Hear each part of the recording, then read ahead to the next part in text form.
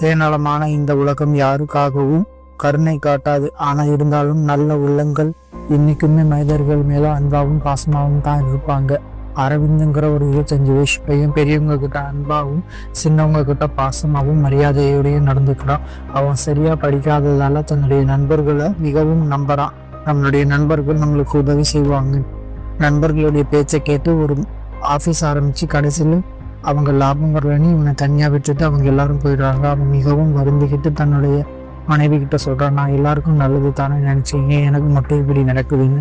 அவங்க மனைவி சொல்கிறாங்க, சுயநலமான இந்த உலகம் நம்மளால் என்ன லாபம்னு தான் பார்ப்பாங்க தவிர எல்லாருமே உங்களை மாதிரியே நல்லவங்களாக இருக்க மாட்டாங்க சொல்கிறாங்க. இதை கேட்ட அந்த அரவிந்த் மறுபடியும் புதுசாக ஒரு மெக்கானிக் கடை ஆரம்பித்து நல்ல லாபம் சம்பாதிக்கிறான். அப்போ அவனுடைய நண்பர்கள் வருடங்கள் கழித்து அவங்ககிட்ட வந்து தானாக பேசுகிறாங்க, எனக்கு ஏதாச்சும் உதவி செய்யணும்னு சொல்கிறாங்க. அவன் சுயநலம் பார்க்காம உதவுறான்.